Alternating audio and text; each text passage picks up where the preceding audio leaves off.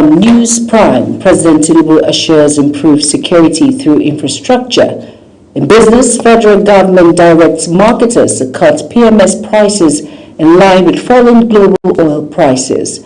And on the foreign scene, European Union imposes visa restrictions on Somalis after readmission row with Mogadishu. And in sports, Nationwide League One opens probe into match report leak. Hello and welcome to all our viewers in Nigeria and around the world to News Prime on Global Television, coming to you live from the nation's capital, Abuja. I am Jumai Manson. Now, a quick reminder that Global Television is on DSTV channel 365, Star Times channel 276, and Free TV. Now the news in full. President Bola Ahmed Tinubu has reaffirmed his administration's commitment to improving security across the Federal Capital Territory and the country through sustained infrastructure development. And the president gave the assurance during the commissioning of the newly rehabilitated and expanded roads from Karu Interchange to Customs Clinic Junction and adjoining roads in Karu, Abuja. Kabir Hassan tells us more. President Tinubu, represented by Vice President Kashim Shettima, said strategic road infrastructure remains key to improving security, enhancing mobility, and stimulating economic activities. He noted that the newly completed road will ease traffic congestion, improve access for residents and security agencies, as well as strengthen development in the Karu axis of the Federal Capital Territory. Premium road network also prioritize the safety of its users both day and night, to ensure maximum security along this corridor.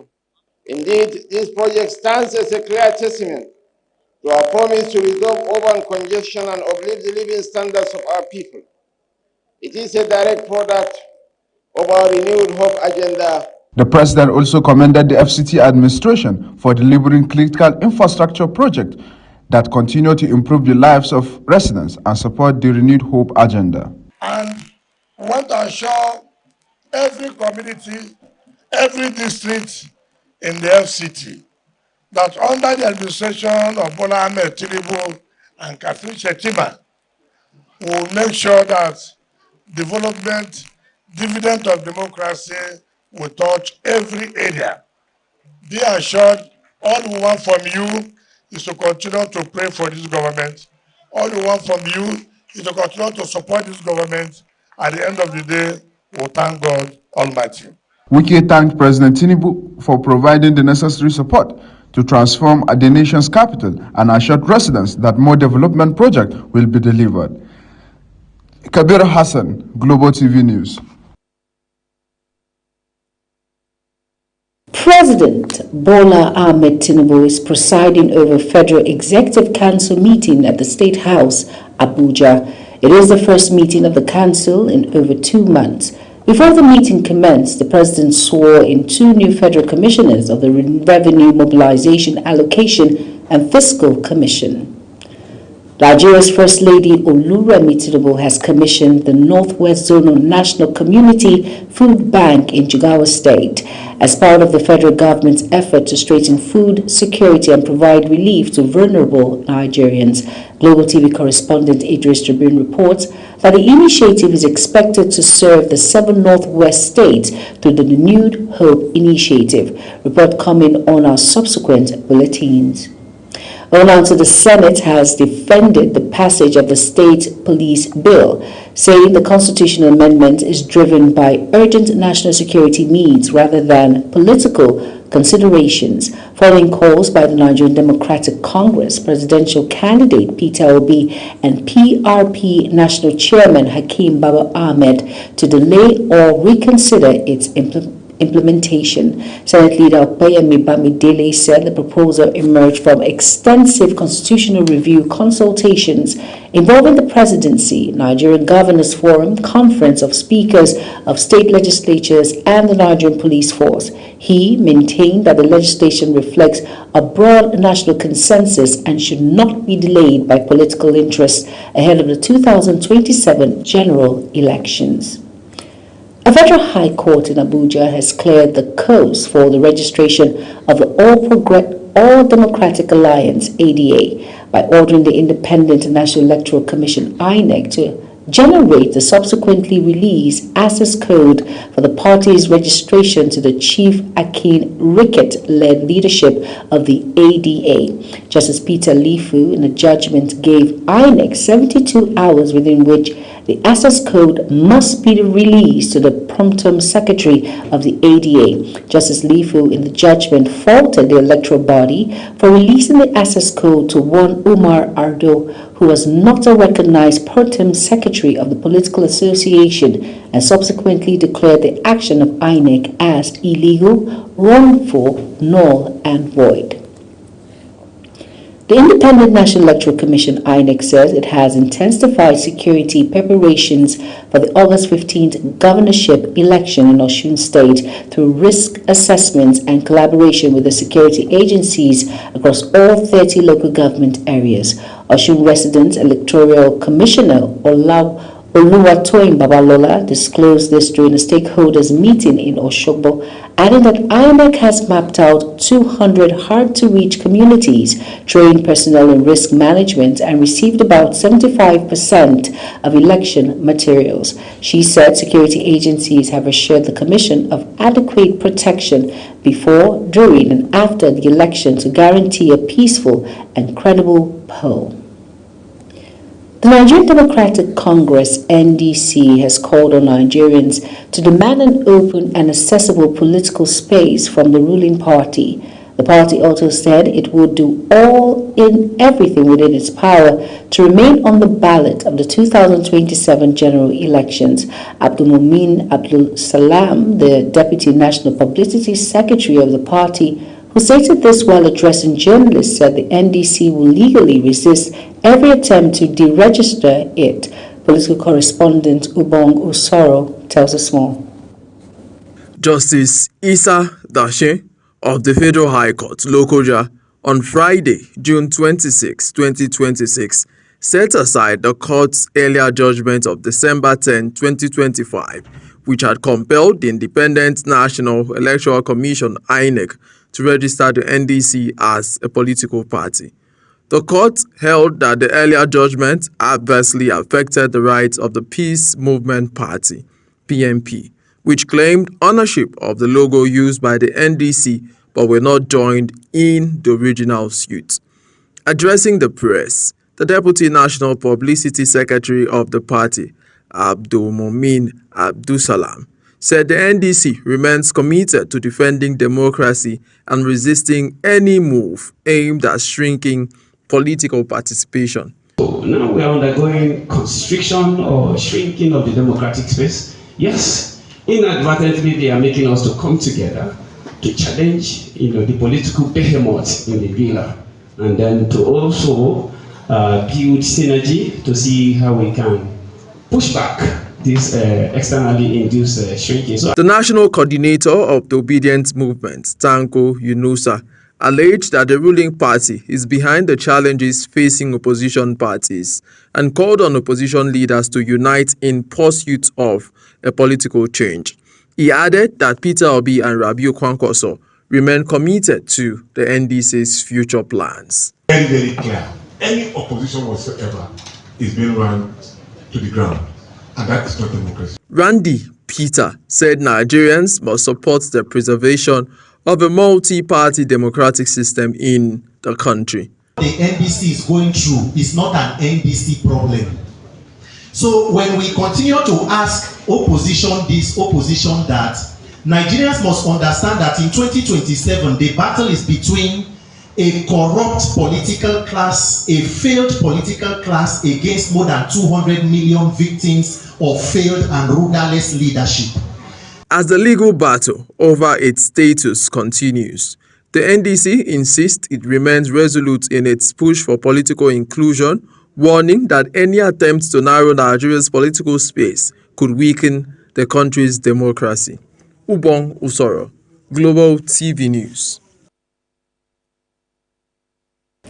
The Federal Ministry of Education will on July 1st officially launch the Digital National Education Management Information System, The National Project Coordinator, Special Programs, Operations and Implementation Unit, Office of the Minister of Education, Adebayo Onibanjo, disclosed this at a news conference in Abuja. Onibanjo described the NIMES as a flagship component of the Nigerian education data infrastructure being implemented under the Nigerian Education Sector Renewal Initiative. Now, in another development, the federal government has pledged to strengthen collaboration with the National Association of Nigerian Students to improve the welfare and protection of Nigerian students studying abroad. Now, the commitment was made during a strategic engagement between officials of the Federal Ministry of Foreign Affairs and high-powered delegations of NANS led by the association's Director of Diaspora and International Students Affairs, Daniel Oyeni, speaking during the engagement. Onyenili expressed concern over what he described as a disconnect between the ministry and Nigerian students in the diaspora, saying many students abroad have been left without adequate institutional support. The United Nations Children's Fund, UNICEF, the Nigerian government, and other strategic stakeholders have intensified efforts to develop a long-term framework aimed at improving the well-being of Nigerian children by 2050. And the commitment was reaffirmed in Abuja during the Child Foresight Analysis Roadmap Validation Exercise, a key engagement under the Anticipatory Governance and Foresight Capacity Program, coordinated by the Office of the Vice President in collaboration with the Office of Strategic Preparedness and Resilience with technical support from UNICEF. Speaking at the event, UNICEF Nigeria's Chief of Planning and Monitoring, Wayne Buxell, explained that the program was initiated following a request from the federal government to technical assistance in strengthening anticipatory governance and long-term planning.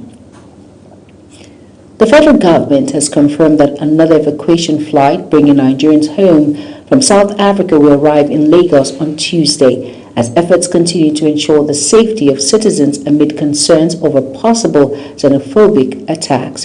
The spokesperson for the Ministry of Foreign Affairs, Kenebi Abenfa, said an Air Peace aircraft departed Nigeria would return with another batch of evacuated Nigerians on Tuesday morning. The development comes ahead of planned anti-immigrant protests expected to begin on June 30th, with the government continuing its voluntary evacuation program for Nigerians who have indicated interest in returning home. The National Drug Law Enforcement Agency has revealed that the federal government is working to remove the option of fines from convicted drug traffickers, a move aimed at straightening penalties and closing legal loopholes that allow offenders to avoid lengthy prison sentences.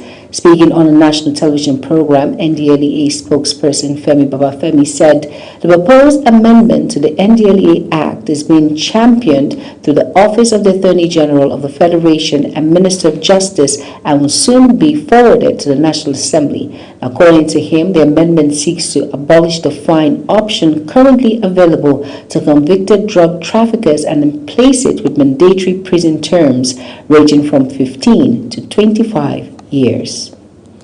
Former National Chairman of the All Progressive Congress APC, Dr. Abdullahi Umar Ganduje, has condoled the party's National Secretary Sirajuddin Ajibola Basiru over the death of his mother. Alhaji Sekir Basiru, who passed away at the age of 92, a statement signed by Ganduje described the late matriarch as a woman of faith, compassion, and exemplary character whose life was dedicated to the service of Allah. Her family and humanity, he said, her enduring legacy of discipline, wisdom, and strong moral values is reflected in the achievement and public service of her children. The former APC National Chairman urged Senator Basiru and the entire Basiru family to take solace in her impactful life and pray that Almighty Allah forgive her shortcomings, grant her Al-Jannatul Firdaus and the family the strength to bear the irreplaceable loss. You are watching the live broadcast of News Prime. News Prime continues after this weather forecast, plus business, foreign, and sports stories on the other side of this break. Please stay with us. Thank you for joining us. Weather conditions continue to vary across the country. We've had reports of continuous rains in parts of the southern region. And going into Tuesday, rainstorm is expected to be more widespread across the southern parts of the country. Communities across the southeast and the south-south should expect rains, while Ogun, Edo, parts of Lagos and the coastal cities will experience persistent rainfall. It is important to note that continuous rainfall is forecast across many coastal communities over the next 3 days. As soils become more saturated and drainage systems come under pressure, the risks of flash flooding increase significantly. The general public are encouraged to remain on alert, while residents in flash-prone areas should monitor weather updates closely, clear drainage channels where possible. Other cities to expect afternoon thunderstorms include the north central, including the entire northern part of the country. And that's your weather outlook for Tuesday. Stay informed and join us again for the latest weather updates. I am Akami Samarda.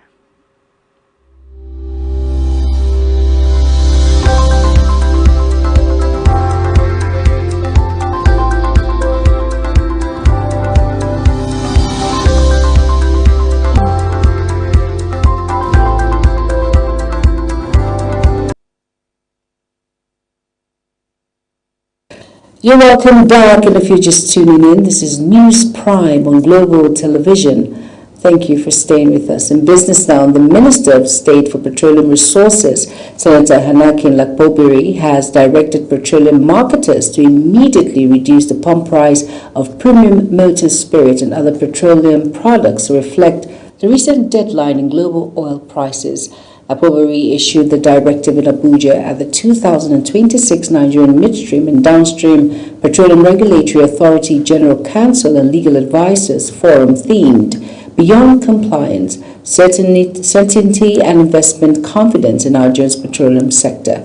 He said that with the de-escalation of tension between Iran and the United States, petroleum product prices were expected to adjust downward accordingly, but expressed concern that his expected reduction had yet to be reflected at the pumps. The federal government has begun preparations for its first Eurobond insurance since November 2025, inviting banks and professional advisors to express interest in supporting a potential international debt sale.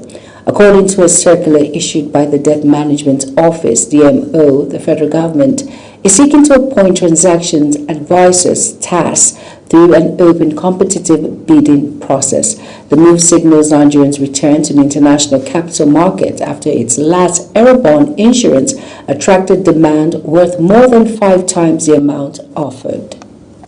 Over now to the National Revenue Service has reaffirmed its commitment to strengthening voluntary tax compliance 1 year after the implementation of Nigerians' landmark tax reforms, saying taxpayers' education remains critical to building a sustainable revenue system.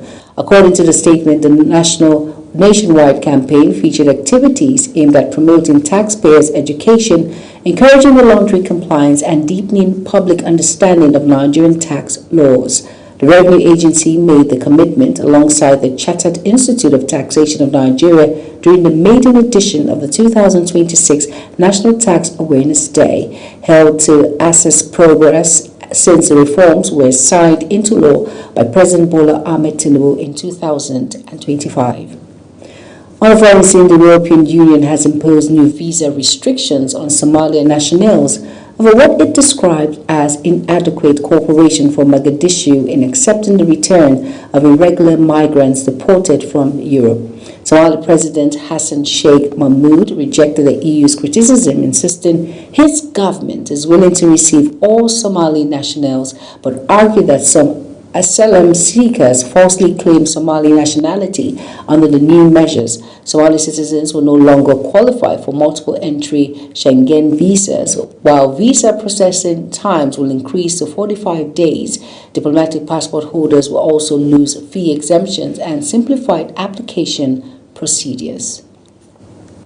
Kuwait has introduced a new labor regulations allowing foreign workers to change employees before completing 1 year of service under specific circumstances, a move aimed at strengthening worker protections and holding employers more accountable for labor law compliance. The revised rules permit expatriate employees to transfer to a new employee if their current employee fails to meet key legal obligations, including the payment of salaries, processing all work and residency permit, or engages in conduct that justifies contract termination without notice.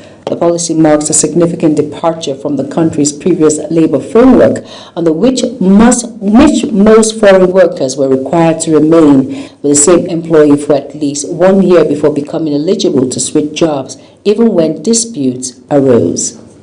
The front runner to become British next Prime Minister, Andy Burnham, has unveiled an ambitious plan to decentralize power across the United Kingdom if he succeeds Keir Starmer. Burnham says the administration would shift decision-making away from Whitehall and give greater authority to regional government to drive economic growth and development. Mukhtar Qasim tells us more. Andy Burnham made the pledge during a keynote address in Manchester, where he promised what he described as the biggest rebalancing of power in British history. The Labour leadership front-runner said the country's highly centralised system has slowed development and argued that local communities should have greater control of decisions affecting their economies and public service. Let me state my clear intention as I put myself forward. True to the motto of this city, I am going to do things differently. I am going to break with the more of the same approach that has got us here. I am going to give Britain the circuit breaker it needs. By building a more collaborative politics in Westminster, by taking power out of the centre and putting it in the hands of the people and places who can use it best. Burnham also proposed creating what he called Number 10 North, a Manchester-based extension of the Prime Minister's office that would coordinate regional devolution, economic growth and degeneration across England, while extending greater power to Scotland, Wales and Northern Ireland. We will create a more streamlined state with a clearer purpose, to power up all parts of the country and put a laser-like focus on growth and regeneration, good growth. The change will be driven through the Prime Minister's office in an extended operation based here in Manchester. Burnham's speech comes days after Prime Minister Keir Starmer announced his resignation. If elected unopposed as Labour leader, Burnham could assume office as British next Prime Minister as early as mid-July, inheriting an economy facing sluggish growth, rising inflation and increasing pressure to deliver on Labour's promise of national renewal. Mukhtar Qasim, Global TV News. In sports news now, the Nationwide League One NLO has issued queries to Centre referee Adelawo Ayomide and March Commissioner Mohamed Latif for allegedly breaching confidentiality after one-leg playoff between Yewa Football Academy and FC Abidai in Akure. The NLO said the two officials may face disciplinary action for unauthorized disclosure of the official match report. The league secretariat received a formal statement from Yewa Football Academy, Mojid Ibrahim, claiming access to the report. Nigeria's world record holder Tobi Amusan won the women's 100 meters hurdle at the Paris Diamond League after equaling her season's best time of 12.28 seconds. The victory saw her finish ahead of Americans Grace Stark and Alicia Johnson and marked her second Diamond League triumph of the season after her earlier success in Rabat. The 28-year-old continues to build momentum ahead of the Diamond League final and the Commonwealth Games later this year. Wimbledon has begun with defending champions Jannik Sinner chasing a fifth Grand Slam title and women's top seed Anya Sabalenka chasing her first major of the year. In the absence of rival, the two-time Wimbledon winner Carlos Alcaraz, Sinner is the clear favorite this year, but the Italian may have to contend with the hot weather and his own lack of preparation as he seeks to defend his title. After his second round defeat at the French Open from a near winning position when he cramped up in sizzling conditions, the 24-year-old skipped the warm-up tournaments ahead of the grass court slam. To end News Prime, here is a quick look at our top stories again. We brought to you that President Bola Ahmed Tinubu has reaffirmed his administration's commitments to improving security across the Federal Capital Territory and the country through sustained infrastructure development. In business, the Minister of State for Petroleum Resources, Senator Hanake Lapobiri, has directed petroleum marketers to immediately reduce the pump price of premium motor spirits and other petroleum products to reflect the recent decline in global oil prices. And on the foreign scene, the European Union has imposed new visa and restrictions on Somali nationals over what it described as inadequate cooperation from Mogadishu in accepting the return of irregular migrants deported from Europe. And finally, in sports, the Nationwide League One NLO has issued queries to individuals of referees talking about Adeoyo Ayomide and the match commissioner Mohamed Latif for allegedly breaching confidentiality after the one-leg playoff between Yewa Football Academy and FC Ebede in Akure. And that's it on News Prime. Here's a quick reminder that Global TV is on DSTV channel 365, Star Times channel 276, and Free TV. Now kindly follow us across all social media platforms now showing on your screen by using @GlobalTVNG. I am Jumai Manson. Thank you for watching.